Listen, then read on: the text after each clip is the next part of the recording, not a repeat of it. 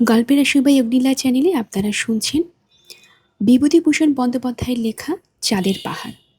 আজ রয়েছে এর তৃতীয় পর্ব। দিন 15 পরে শঙ্কর ও আলভারেজ উজিজি বন্দর থেকে স্টিমারে টাঙ্গানিয়াকার হ্রদে ভাসল।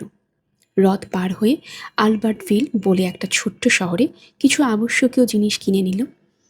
এই শহর থেকে কাবালো পর্যন্ত বেলজিয়ান গভর্নমেন্টের রেলপথ আছে। সেখান থেকে কঙ্গো নদীতে স্টিমারে চড়ে 3 দিনের পথ সানকিনি যেতে হবে। সানকিনিতে নেমে কঙ্গো নদীর পথ ছেড়ে দক্ষিণ মুখে অজ্ঞাত বন জঙ্গল ও মরুভূমির দেশে প্রবেশ করতে হবে। কাবালো অতি অপরিষ্কার স্থান, কতগুলো বর্ণসংকর ও পর্তুগিজ ও বেলজিয়ানের আড্ডা। স্টেশনের বাইরে পা দিয়েছে এমন সময় একজন পর্তুগিজ ওর কাছে এসে বলল, হ্যালো, কোথায় যাবে? দেখছি নতুন লোক, আমায় চেনো না নিশ্চয়ই। আমার নাম আলবুকার্ক। শঙ্কর চেয়ে দেখলে আলভারেজ তখনও স্টেশনের মধ্যে। লোকটার চেহারা যেমন কর্কশ তেমনি কদাকার, কিন্তু সে ভীষণ জোয়ান, প্রায় 7 ফুটের কাছাকাছি লম্বা। শরীরের প্রত্যেকটি মাংসপেশি গুনে নেওয়া যায়, এমন সুদৃঢ় ও সুগঠিত। শঙ্কর বলল, তোমার সঙ্গে পরিচিত হয়ে সুখী হলাম। লোকটা বলল, তুমি দেখছি কালা আদমি, বোধহয় ইস্ট ইন্ডিজের। আমার সঙ্গে পোকার খেলবে চল। শঙ্কর ওর কথা শুনে চটেছিল। বলল, তোমার সঙ্গে পোকার খেলবার আমার আগ্রহ একদমই নেই। সঙ্গে সঙ্গে সে এটাও বুঝল, লোকটা পোকার খেলবার ছলে তার সর্বস্ব অপহরণ করতে চায়। পোকার একরকম তাসের জুয়া খেলা। শঙ্কর নাম না জানলেও সে খেলা জীবনে কখনো দেখেওনি। নাইরোবিতে সে জানত বদমাইশ জুয়ারিরা পোকার খেলবার ছল করে নতুন লোকের সর্বনাশ করে। এটা এক ধরনের ডাকাতি।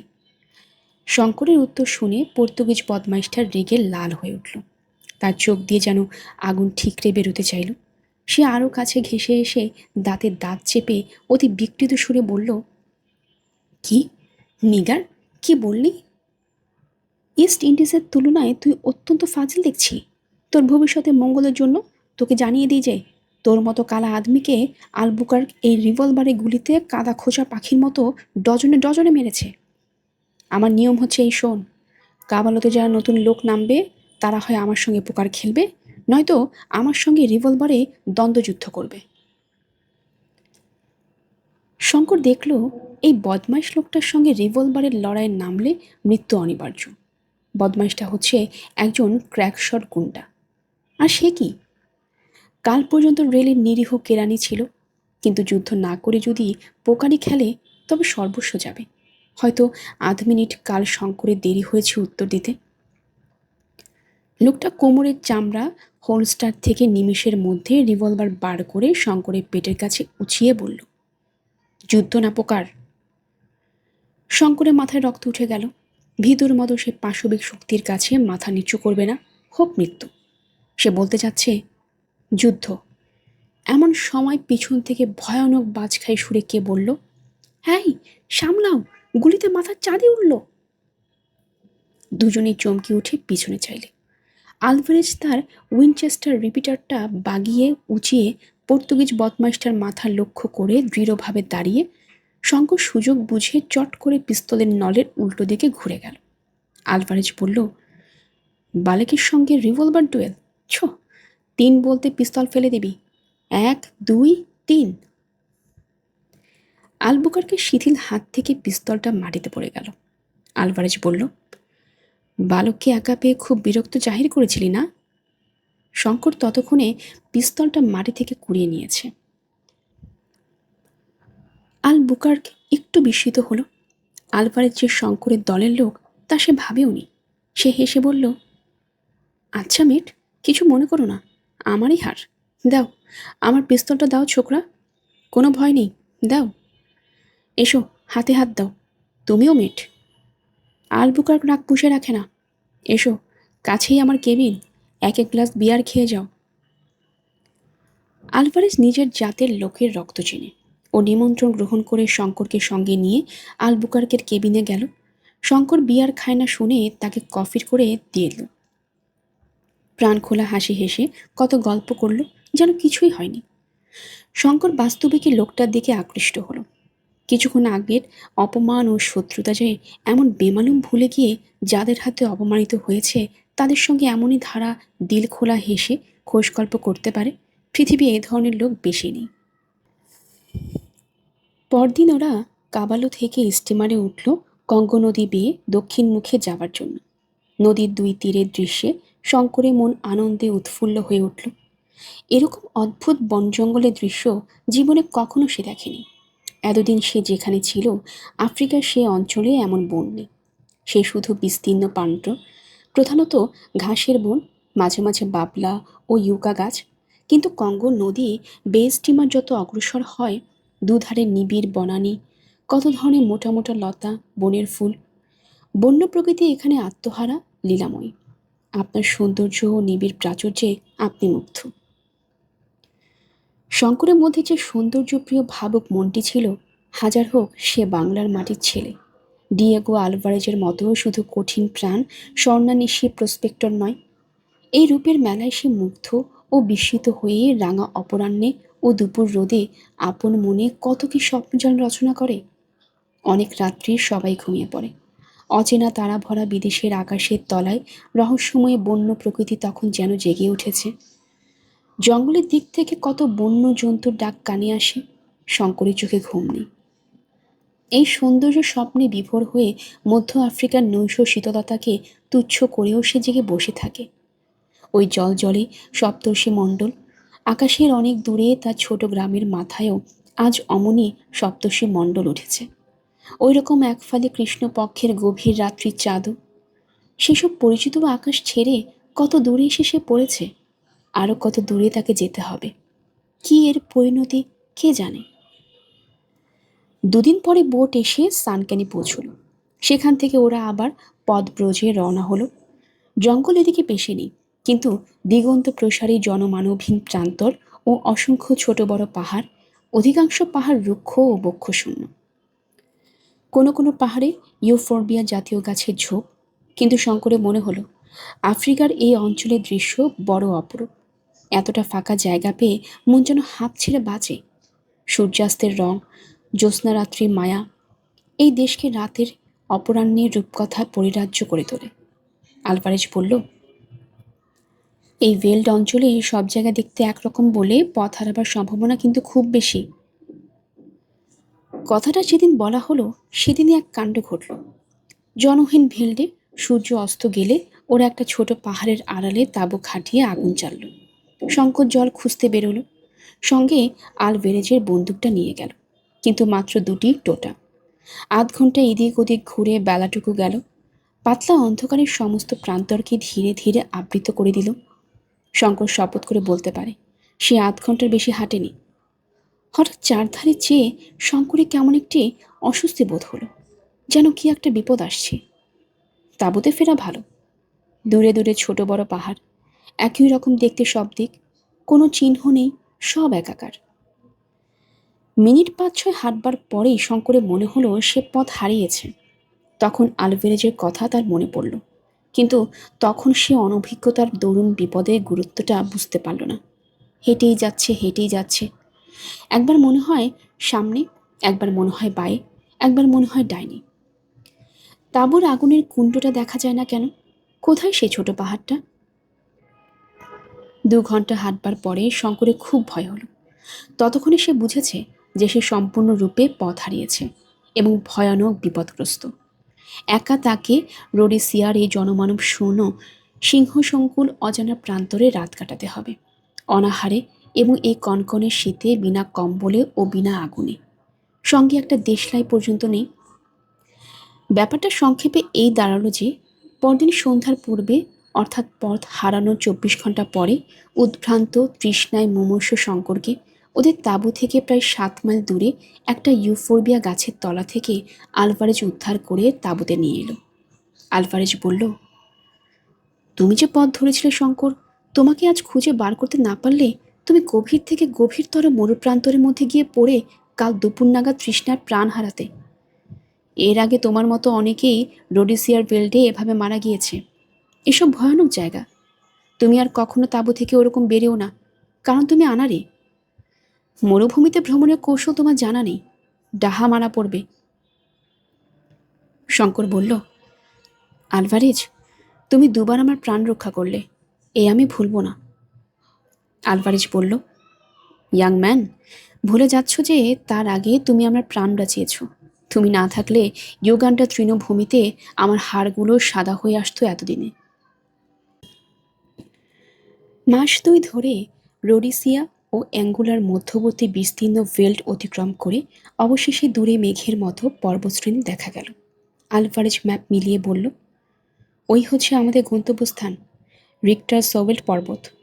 এখন এখান থেকে 40 মাইল হবে। আফ্রিকার এইসব খোলা জায়গায় অনেক দূর থেকে জিনিস দেখা যায়। এই অঞ্চলে অনেক বাওবাব গাছ। শঙ্করের গাছটা বড় ভালো লাগে। দূর থেকে যেন মনে হয় বট কি অশ্বত্থ গাছের মতো, কিন্তু কাছে গেলে দেখা যায় বাওবাব গাছ, ছায়া বিরল অথচ বিশাল। আঁকাবাঁকা সারা গায়ে যেন বড় বড় আঁচিল কি আপ বেরিয়েছে, যেন আরব্য উপন্যাসের একটা বেটে। কুদর্শন কুব্জ দৈত্য বিস্তীর্ণ প্রান্তরে এখানে ওখানে প্রায় সর্বত্রই দূরের নিকটে বড় বড় বাওবাব গাছ দাঁড়িয়ে। একদিন সন্ধ্যাবেলায় দুর্জয় শীতে তাঁবুর সামনে আগুন করে বসে আলভারেজ বলল, এই যে দেখছো রোডিসিয়ার ভেল্ট অঞ্চল, এখানে হিরে ছড়ানো আছে সর্বত্র। এটা হীরের খনির দেশ। কিম্বার্লি খনির নাম নিশ্চয় শুনেছ। আরও অনেক ছোটোখাটো খনি আছে। এখানে ওখানে ছোট বড় হীরের টুকরো কত লোক পেয়েছে, এখনও পায়। কথা শেষ করেই বলে উঠল, ওরা কারা? শঙ্কর সামনে বসে ওর কথা শুনছিল। বলল, কোথায়, কে? কিন্তু আলভারেজের তীক্ষ্ণ দৃষ্টি তার হাতের বন্দুকের গুলির মতোই অব্যর্থ। একটু পরে তাঁবু থেকে দূরে অন্ধকারে কয়েকটি অস্পষ্ট মূর্তি এদিকে এগিয়ে আসছে। শঙ্করের চোখে পড়ল। আলভারেজ বলল, শঙ্কর, বন্দুক নিয়ে এসো, চট করে যাও, টোটা ভরে। বন্দুক হাতে শঙ্কর বাইরে এসে দেখল আলভারেজ নিশ্চিন্ত মনে ধূমপান করছে। কিছু দূরে অজানা মূর্তি কয়টি এখনও অন্ধকারের মধ্যে দিয়ে আসছে। একটু পরে তারা এসে তাঁবুর অগ্নিকুণ্ডের বাইরে দাঁড়ালো। শঙ্কর চেয়ে দেখল আগন্তুক কয়েকটি কৃষ্ণ বর্ণ দীর্ঘকায়। তাদের হাতে কিছু নেই। পরনের লিংটি, গলায় সিংহের লোম, মাথায় পালক, সুগঠিত চেহারা। তাঁবুর আলোয় মনে হচ্ছিল যেন কয়েকটি ব্রোঞ্জের মূর্তি। আলভারেজ জুলু ভাষায় বলল, কি চাও তোমরা? ওদের মধ্যে কি কথাবার্তা চলল, তারপর ওরা সব মাটির উপর বসে পড়ল। আলভারেজ বলল, শঙ্কর, ওদের খেতে দাও। তারপর অনুচ্চ স্বরে বলল, বড় বিপদ, খুব হুঁশিয়ার শঙ্কর। টিনের খাবার খোলা হলো। সকলের সামনে খাবার রাখলো শঙ্কর। আলভারেজ ওই সঙ্গে আবার খেতে বসল, যদিও সে শঙ্কর সন্ধ্যার সময় তাদের নৈশ আহার শেষ করেছে। শঙ্কর বুঝল আলভারেজের কোনো মতলব আছে, কিংবা এদেশের রীতি ও অতিথির সাথে খেতে হয়। আলভারেজ খেতে খেতে জুলু ভাষায় আগন্তুকদের সঙ্গে গল্প করছে। অনেকক্ষণ পরে খাওয়া শেষে ওরা চলে গেল। যাবার আগে সবাইকে একটা করে সিগারেট দেওয়া হলো। ওরা চলে গেলে আলভারেজ বলল, ওরা মাটাবেল জাতের লোক, ভয়ানক দুর্দান্ত। ব্রিটিশ গভর্নমেন্টের সঙ্গে অনেকবার লড়েছে, শতানকেও ভয় করে না।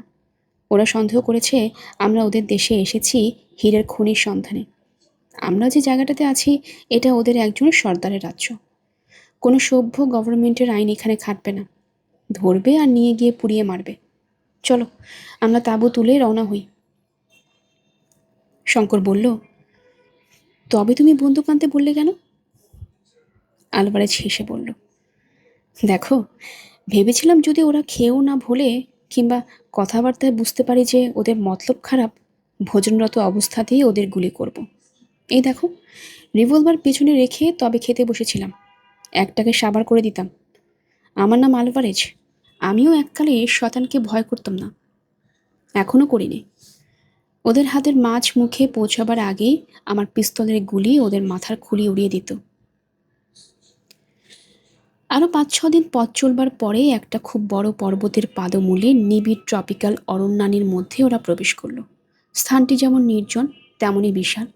সে বন দেখে শঙ্করের মনে হলো একবার যদি সে এর মধ্যে পথ হারায়, সারা জীবন ঘুরলেও বার হয়ে আসবার সাধ্য তার হবে না। আলভারেজও তাকে সাবধান করে দিয়ে বলল, খুব হুঁশিয়ার শঙ্কর, বনে চলাফেরা যার অভ্যাস নেই সে পদে পদে এইসব বনে পথ হারাবে। অনেক লোক বেঘুরে পড়ে বনের মধ্যে মারা পড়ে। মরুভূমির মধ্যে যেমন পথ হারিয়ে ঘুরিয়েছিলে, এর মধ্যেও ঠিক তেমনই পথ হারাতে পারো। কারণ এখানে সবই একরকম। এক জায়গা থেকে আরেক জায়গাকে পৃথক করে চিনে নেবার কোনো চিহ্ন নেই। ভালো বুশম্যান না হলে পদে পদে বিপদে পড়তে হবে। বন্দুক না নিয়ে এক পা কোথাও যাবে না, এটিও যেন মনে থাকে। মধ্য আফ্রিকার বন শৌখিন ভ্রমণের পার্ক নয়। শঙ্করকে তা না বললেও চলত, কারণ এসব অঞ্চল যে শখের পার্ক নয় তাই চেহারা দেখেই সে বুঝতে পেরেছে। সে জিজ্ঞেস করল, তোমার সেই হলদে হীরের খনি কত দূরে? এই তো রিক্টার সবেল্ট পর্বতমালা, ম্যাপে যতদূর বোঝা যাচ্ছে। আলভারেজ হেসে বলল, তোমার ধারণা নেই বললাম যে। আসল রিক্টার সলভেটের এই বাইরের থাক। একরকম আরও অনেক থাক আছে। সমস্ত অঞ্চলটা এত বিশাল যে পূবে 70 মাইল ও পশ্চিম দিকে 100 থেকে 150 মাইল পর্যন্ত গেলেও এ বন পাহাড় শেষ হবে না। সর্বনিম্ন প্রস্থ 40 মাইল। সমস্ত জড়িয়ে 8-9 হাজার বর্গমাইল সমস্ত রিক্টার সবেল্ট পার্বত্য অঞ্চল ও অরণ্য। এই বিশাল অজানা অঞ্চলে কোনখানটাতে এসেছিলাম আজ 7-8 বছর আগে, ঠিক সেই জায়গাটা খুঁজে বার করা কি ছেলেখেলা ইয়াংম্যান? শঙ্কর বলল, এদিকে খাবার ফুরিয়েছে, শিকারের ব্যবস্থা দেখতে হয়, নইলে কাল থেকে বায়ু ভক্ষণ করা ছাড়া উপায় নেই। আলভারেজ বলল, কিচ্ছু ভেব না, দেখছো না গাছে গাছে বেবুনের মেলা। কিছু না মিলে বেবুনের দাপনা ভাজা আর কফি খেয়ে দিব্যি ব্রেকফাস্ট খাবো আজ থেকে। আজ আর নয়, তাঁবু ফেলো, বিশ্রাম করা যাক। একটা বড় গাছের নিচে তাঁবু খাটিয়ে ওরা আগুন জ্বালল। শঙ্কর রান্না করল। আহারাদি শেষ করে যখন দুজনে আগুনের সামনে বসেছে তখনও বেলা আছে। আলভারেজ করা তামাকের পাইপ টানতে টানতে বলল, জানো শঙ্কর, আফ্রিকার এইসব অজানা অরণ্যে এখনও কত জানোয়ার আছে যার খবর বিজ্ঞান শাস্ত্রে রাখে না। খুব কম সভ্য মানুষ এখানে এসেছে। ওকাবি বলে যে জানোয়ার, সে তো প্রথম দেখা গেল 1900 সালে। এক ধরনের বুনো শুয়োর আছে যা সাধারণ বুনো শুয়োরের প্রায় 3 গুণ বড় আকারের। 1888 সালে মোজেস কাউলে পৃথিবীর পর্যটক ও বড় শিকারী সর্বপ্রথম ওই বুনো শুয়োরের সন্ধান পান বেলজিয়ান কঙ্গোর লুয়ালাবু অরণ্যের মধ্যে। তিনি বহু কষ্টে একটা শিকার করেন এবং নিউ ইয়র্ক প্রাণীবিদ্যা সংক্রান্ত মিউজিয়ামে উপহার দেন। বিখ্যাত রোডিসিয়ান মনস্টারের নাম শুনেছ? শঙ্কর বলল, না, কি সেটা? শোনো তবে। রোডিসিয়ার উত্তর সীমায় প্রকাণ্ড জলাভূমি আছে। ওদেশের অসভ্য জলুদের মধ্যে অনেকেই এক অদ্ভুত ধরনের জানোয়ারকে এই জলভূমিতে মাঝে মাঝে দেখেছে। ওরা বলে তারা মাথা কুমিরের মতো, গন্ডারের মতো তার শিং আছে, গলাটা অজগর সাপের মতো লম্বা ও আঁশওয়ালা দেহটা জলহস্তির মতো, লেজটা কুমিরের মতো। বিরাট দেহ এই জানোয়ারের প্রকৃতিও খুব হিংস্র। জল ছাড়া কখনো ডাঙায় এই জানোয়ারকে দেখা যায়নি। তবে এইসব অসভ্য দেশের লোকের অতি রঞ্জিত বিবরণ বিশ্বাস করা শক্ত। কিন্তু 1880 সালে জেমস মার্টিন বলে একজন প্রসপেক্টর রোডেসিয়ার এই অঞ্চলে বহুদিন ঘুরেছিল সোনার সন্ধানে। মিস্টার মার্টিন আগে জেনারেল ম্যাথিউসের এডিকিং ছিলেন। নিজে একজন ভালো ভূতত্ত্ব ও প্রাণীতত্ত্ববিদ ছিলেন। ইনি তার ডায়েরির মধ্যে রোডেসিয়ার এই অজ্ঞাত জানোয়ার দূর থেকে দেখেছেন বলে উল্লেখ করে গিয়েছেন। তিনিও বলেন জানোয়ারটা আকৃতিতে প্রাগৈতিহাসিক যুগে ডাইনোসর জাতীয় সরীসৃপের মতোও বেজায় বড়। কিন্তু তিনি জোর করে কিছু বলতে পারেননি, কারণ খুব ভোরের কুয়াশার মধ্যে কোভিরান্টো হ্রদের সীমানায় জলভূমিতে আবছায়াভাবে তিনি জানোয়ারটাকে দেখেছিলেন।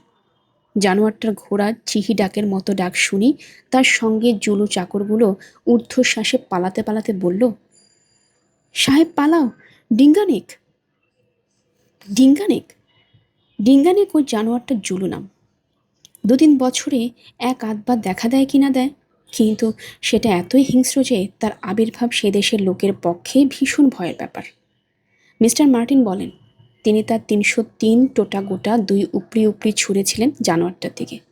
অত দূর থেকে তাক হলো না, রাইফেলের আওয়াজে সেটা সম্ভবত জলে ডুব দিল। শঙ্কর বলল, তুমি কি করে জানলে এসব? মার্টিনের ডায়েরি ছাপানো হয়েছিল নাকি? না, অনেকদিন আগে বুলাওয়ে ক্রনিকল কাগজে মিস্টার মার্টিনের এই ঘটনাটা বেরিয়েছিল। আমি তখন সবে এদেশে এসেছি।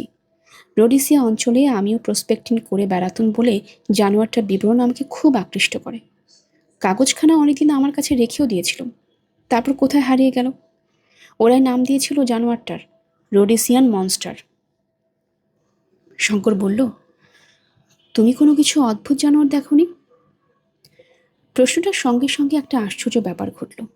তখন সন্ধ্যার অন্ধকার ঘন হয়ে নেমে এসেছে। সেই আবছায়া আলো অন্ধকারের মধ্যে শঙ্করের মনে হলো হয়তো শঙ্করের ভুল হতে পারে, কিন্তু শঙ্করের মনে হলো সে দেখল আলভারেজ দুর্ধর্ষ নির্ভীক আলভারেজ, দুদে ও অব্যর্থ লক্ষ্য আলভারেজ। ও প্রশ্ন শুনে চমকে উঠল এবং এবং সেটাই লক্ষণের চেয়ে আশ্চর্য, যেন পরক্ষণে শিউরে উঠল। সঙ্গে সঙ্গে আলভারেজ যেন নিজের অজ্ঞাত সারি, চারপাশে জনমানবহীন ঘন জঙ্গল ও রহস্যভরা দুরারোহ পর্বতমালার দিকে একবার চেয়ে দেখলে কোনো কথা বলল না, যেন এই পর্বত জঙ্গলে বহুকাল পরে এসে অতীতের কোনো বিভীষিকাময় পুরাতন ঘটনা তা ওর স্মৃতিতে ভেসে উঠেছে, যে স্মৃতিটা ওর পক্ষে খুব প্রীতিকর নয়। আলভারেজ ভয় পেয়েছে। অবাক, আলভারেজের ভয়! শঙ্কর ভাবতেও পারে না। কিন্তু সেই ভয়টা অলক্ষিতে এসে শঙ্করের মনেও চেপে বসল। এই সম্পূর্ণ অজানা বিচিত্র রহস্যময়ী বনানী, এই বিরাট পর্বত প্রাচীর যেন এক গভীর রহস্যকে যুগ যুগ ধরে গোপন করে আসছে। যে বীর, যে নির্ভীক, এগিয়ে এসো সে, কিন্তু মৃত্যুপণে ক্রয় করতে হবে সে গহন রহস্যের সন্ধান। রিক্টার সল্ট পর্বতমালা ভারতবর্ষের দেবাত্মা নগাধিরাজ হিমালয় নয়। এদেশের মাসাই, জুলু, মাটাবেল প্রভৃতি আদিম জাতির মতোই ওর আত্মা নিষ্ঠুর, বর্বর, নরমাংসস্বরূপ। সে কাউকে রেহাই দেবে না। তারপর 2 দিন কেটে গেল। ওরা ক্রমশ গভীর থেকে গভীরতর জঙ্গলের মধ্যে প্রবেশ করল। পথ কোথাও সমতল নয়, কেবল চড়াই আর উতরাই, মাঝে মাঝে কর্কশ ও দীর্ঘ টুসক ঘাসের বন। জল প্রায় দুষ্প্রাপ্য। ঝর্ণা এক আধটা যদিও বা দেখা যায়, আলভারেজ তাদের জল ছুঁতেও দেয় না। দিব্যি স্ফটিকের মতো নির্মল জল পড়ছে ঝর্ণা বেয়ে, সুশীতল ও লোভনীয়। তৃষ্ণার্ত লোকের পক্ষে সেই লোভ সম্বরণ করা বড়ই কঠিন। কিন্তু আলভারেজের জলের বদলে ঠান্ডা চা খাওয়াবে, তবুও জল খেতে দেবে না। জলের তৃষ্ণা ঠান্ডা চায় দূর হয় না। তৃষ্ণা কষ্টই সবচেয়ে বেশি বলে মনে হচ্ছিল শঙ্করের। এক জায়গায় টুসক ঘাসের বন বেজায় ঘন, তবে উপরে ওদের চারধার ঘিরে সেদিন কুয়াশাও খুব গভীর। হঠাৎ বেলা উঠলে নিচে কুয়াশা সরে গেল।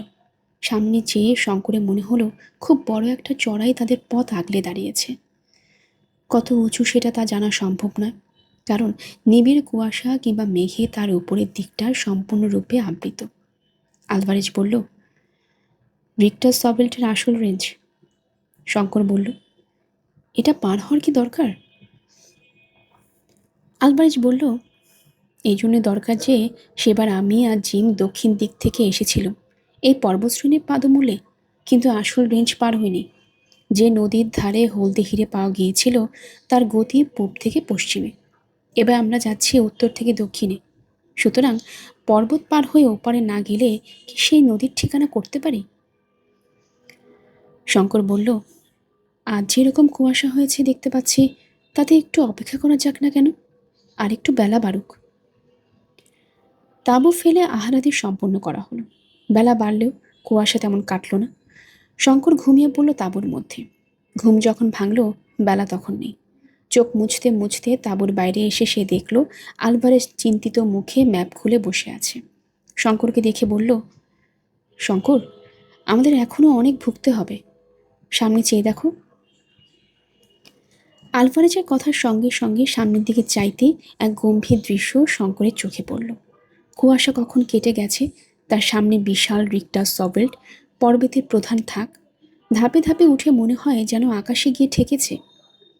পাহাড়ের কটি দেশ নিবিড় বিদ্যুৎ গর্ভ মেঘপুঞ্জে আবৃত, কিন্তু উচ্চতম শিখররাজি অস্তমান সূর্যের রঙিন আলোয় দেবলোকের কনক দেউলের মতো বহুদূর নীল শূন্যের মাথা তুলে দাঁড়িয়ে।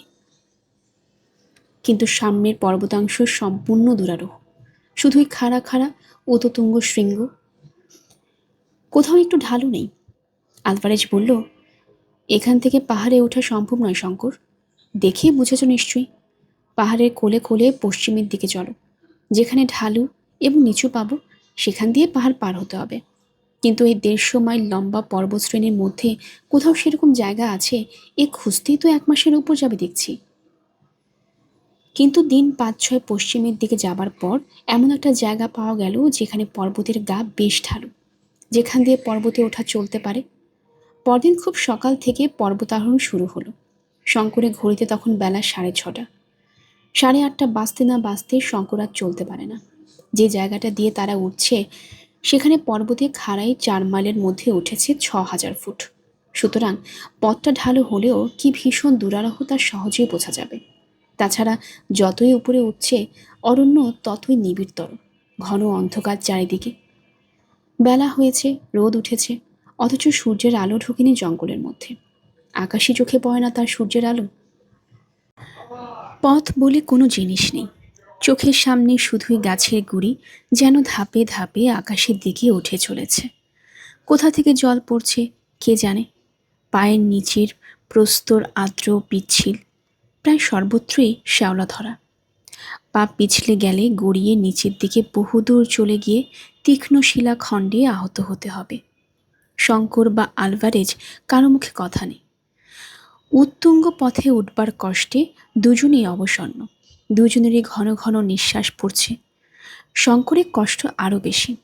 বাংলার সমতল ভূমিতে আজন্ম মানুষ হয়েছে, পাহাড়ে ওঠার অভ্যাসই নেই কখনো। শঙ্কর ভাবছে আলভারেজ কখনো বিশ্রাম করতে বলবে, সে আর উঠতে পারছে না। কিন্তু যদি সে মরেও যায়, এ কথা আলভারেজকে সে কখনোই বলবে না যে সে আর পারছে না। হয়তো তাতে আলভারেজ ভাববে ইস্ট ইন্ডিজের মানুষগুলো দেখছি নিতান্তই অপদার্থ। এই মহাদুর্গম পর্বত ও আরণ্যে সে ভারতের প্রতিনিধি, এমন কোনো কাজ সে করতে পারে না যাতে তার মাতৃভূমির মুখ ছোট হয়ে যায়। বড় চমৎকার বন, যেন পরীর রাজ্য। মাঝে মাঝে ছোটোখাটো ঝর্ণা যেন বনের মধ্যে দিয়ে খুব উপর থেকে নিচে নেমে যাচ্ছে। গাছের ডালে ডালে নানা রঙের টিয়া পাখি চোখ ঝলসে দিয়ে উড়ে বেড়াচ্ছে। বড় বড় ঘাসের মাথায় সাদা সাদা ফুল, অর্কিডের ফুল ঝুলছে গাছের ডালের গায়ে, গুড়ির গায়ে। হঠাৎ শঙ্করের চোখে পড়ল গাছের ডালে মাঝে মাঝে লম্বা দাড়ি গোফওয়ালা বালখিল্য মুমিনের মতো ওখানে বসে রয়েছে। তারা সবাই চুপচাপ বসে, মুনিজনিত গাম্ভীর্যের ভরা। ব্যাপার কি? আলভারেজ বলল, ও কলবাস জাতীয় মাদি বাদর। পুরুষ জাতীয় কলবাস বাদরের দাড়ি গোঁফ নেই, স্ত্রী জাতীয় কলবাস বাদরের হাতখানিক লম্বা দাড়ি গোঁফ গজায়, এবং তারা বড় গম্ভীর, দেখেই বুঝতে পারছ। ওদের কাণ্ড দেখে শঙ্কর হেসেই খুন। পায়ের তলায় মাটিও নেই, পাথরও নেই, তার বদলে আছে শুধু পচা পাতা ও শুকনো গাছের গুড়ির স্তূপ। এইসব বনে শতাব্দীর পর শতাব্দী ধরে পাতার রাশি ঝরছে, পচে যাচ্ছে, তার উপরে শ্যাওলা পুরু হয়ে উঠছে, ছাতা গজাচ্ছে, তার উপরে আবার নতুন ঝরা পাতার রাশি, আবার পড়ছে গাছের ডালপালা গুড়ি। জায়গায় জায়গায় 60-70 ফুট গভীর হয়ে জমে রয়েছে এই পাতার স্তূপ। আলভারেজ ওকে শিখিয়ে দিলেও এইসব জায়গায় খুব সাবধানে পা ফেলতে চলতে হবে। এমন জায়গা আছে যেখানে মানুষ চলতে চলতে ওই ঝরা পাতা রাশির মধ্যে ভুস করে ঢুকে ডুবে যেতে পারে। যেমন অতর্কিতে পথ চলতে চলতে পুরনো কুয়োর মধ্যে পড়ে যায়। উদ্ধার করা সম্ভব না হলে সেসব ক্ষেত্রে নিঃশ্বাস বন্ধ হয়ে মৃত্যু অনিবার্য। শঙ্কর বলল, পথের গাছপালা না কাটলে তো আর ওঠা যাচ্ছে না, বড় ঘন হয়ে উঠছে।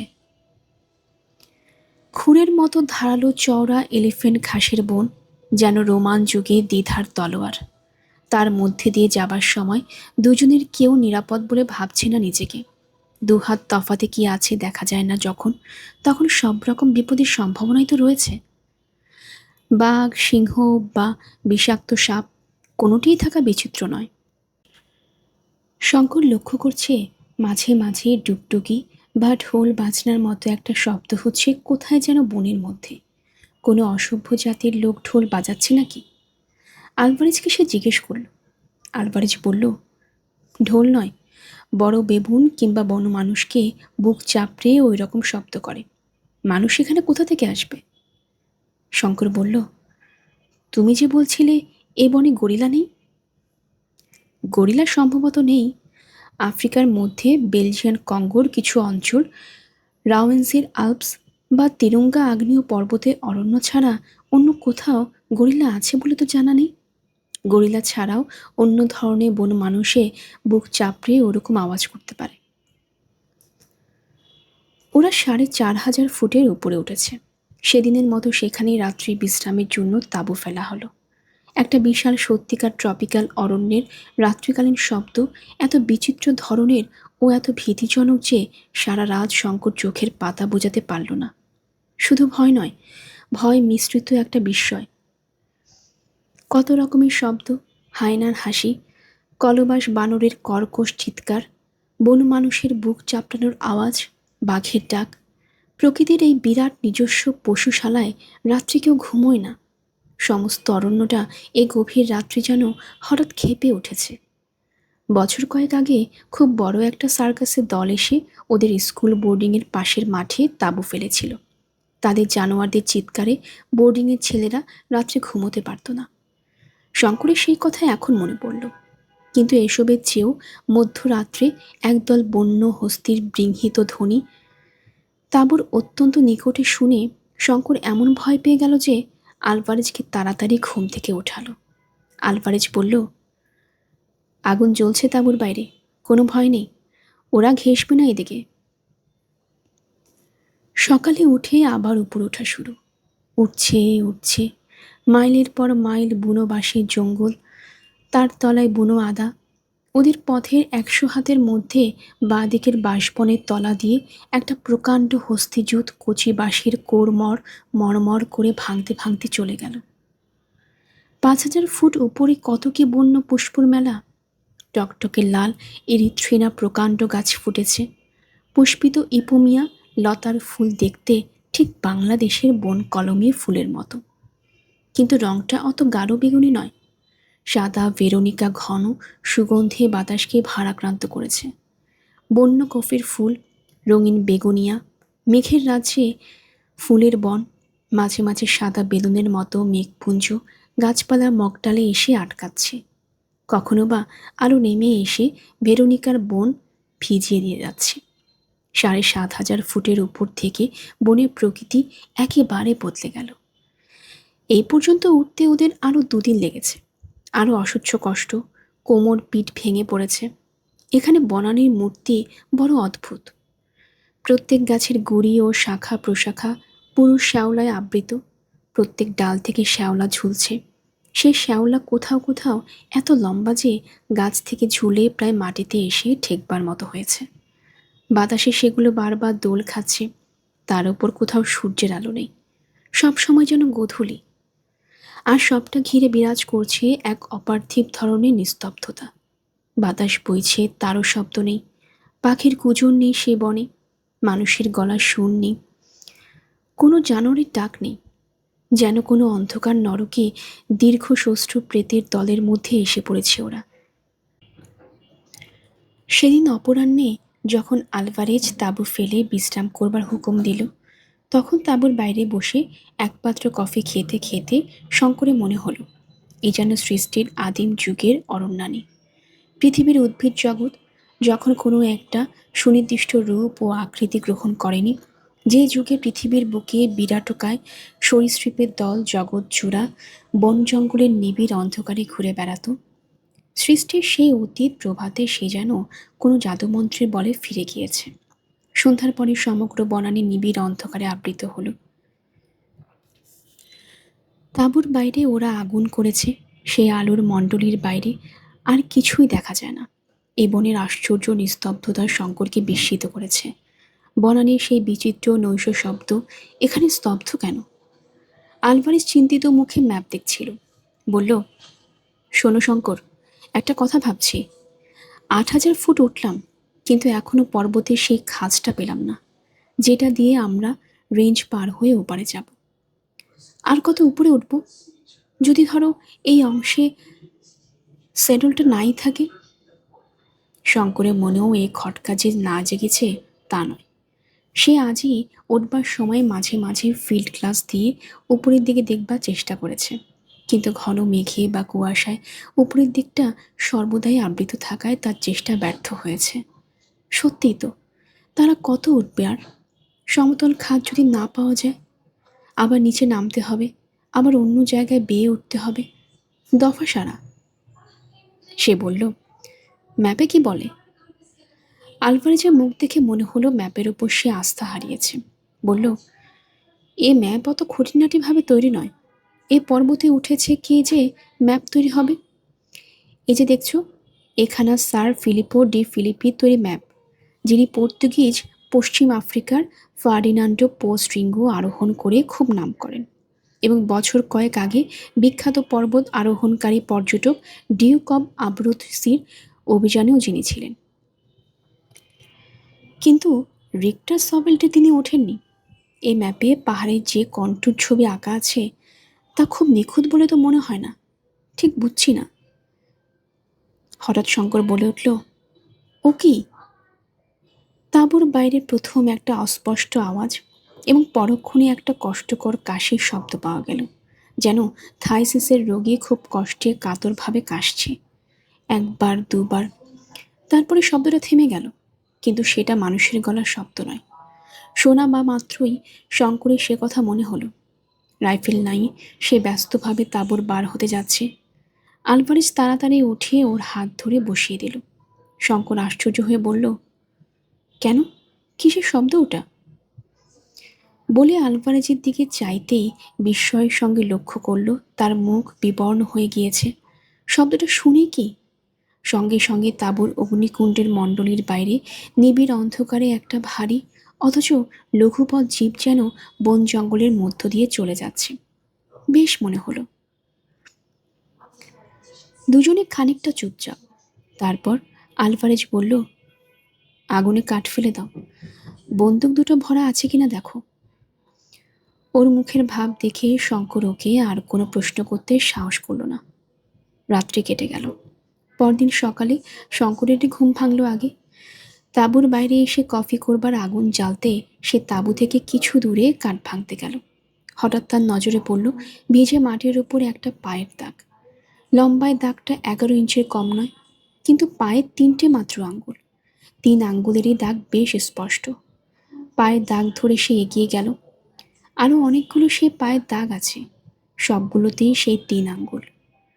শঙ্করের মনে পড়ল ইউগান্ডা স্টেশন ঘরে আলভারেজের মুখে শোনা জিম কার্টারের মৃত্যু কাহিনী। গুহার মুখের বালির ওপর সেই অজ্ঞাত হিংস্র জানোয়ারের 3 আঙ্গুলওয়ালা পায়ের দাগ। কাফির গ্রামের সেই সর্দারের মুখে শোনা গল্প। কাল রাত্রে আলভারেজের বিবর্ণ মুখও সঙ্গে সঙ্গে মনে পড়ল। আর একদিনও আলভারেজ ঠিক এই রকমই ভয় পেয়েছিল, যেদিন পর্বতের পাদমূলে ওরা প্রথম এসে তাঁবু পাতে। বুনিপ, কাফির সর্দারের গল্পের সেই বুনিপ।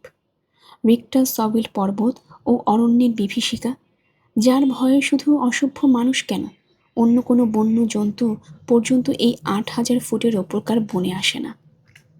কাল রাত্রে কোনো জানোয়ারের শব্দ পাওয়া যায়নি কেন? এখন তা শঙ্করের কাছে পরিষ্কার হয়ে গেল। আলভারেজ পর্যন্ত ভয় বিবর্ণ হয়ে উঠেছিল ওর গলার শব্দ শুনে।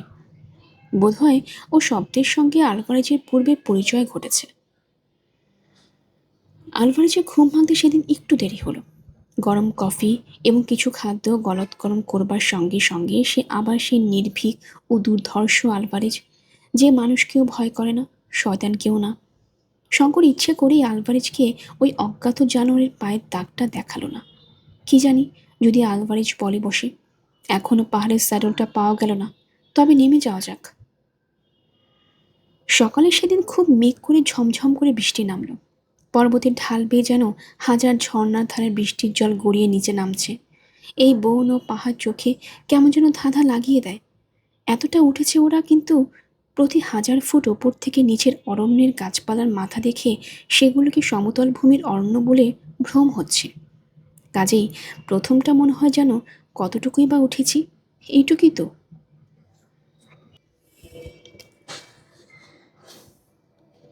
গল্পের আসিবাই অগ্নিলা চ্যানেলে আপনারা শুনছিলেন বিভূতিভূষণ বন্দ্যোপাধ্যায়ের লেখা বিখ্যাত উপন্যাস চাঁদের পাহাড়। আজ ছিল এই 3য় পর্ব।